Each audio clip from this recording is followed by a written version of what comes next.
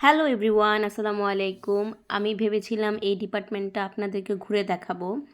প্রথম যেদিন এই ডিপার্টমেন্টে আমার সুইডিশ ল্যাঙ্গুয়েজ ক্লাস শুরু হয়, তখন ভেবেছিলাম আস্তে আস্তে পরে ডিপার্টমেন্ট একদিন ঘুরবো। কিন্তু দৌড়ের উপর ক্লাস করতে করতে কখন যে 3 মাস শেষ হয়ে গেল আমার নিজেরই খেয়াল নেই। আজকে ছিল সেই কোর্সের লাস্ট ডেট, তো ভাবলাম আজকে একটু ভিডিও করি। ডিপার্টমেন্টটা এত সুন্দর, আমার এত ভালো লেগেছে।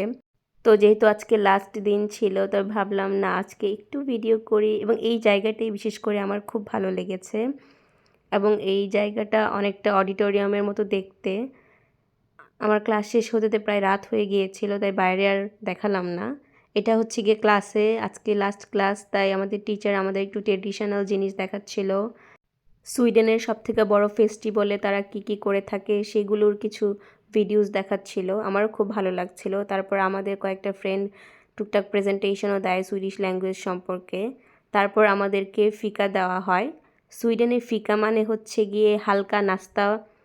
যেরকম আজকে আমাদেরকে কফি দেওয়া হয় এবং সেই সাথে একটা ড্যানিশ, এটাকে ইংলিশে ড্যানিশই বলে এই খাবারটাকে, বাট সুইডিশে এটার অন্য একটা নাম। এটা খেতে অসাধারণ এবং খুবই মজা।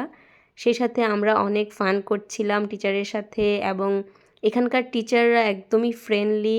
সো আজকে লাস্ট দিনটা আমার খুবই ভালো কেটেছে, এবং আমি এই ক্লাসের টিচার এবং ফ্রেন্ডদের সবার কথা খুব মনে রাখবো। এই তো লাস্টে ওনার সাথে একটা ছবি তুলে নিয়েছি। আজকে এই পর্যন্তই। আল্লাহ হাফেজ।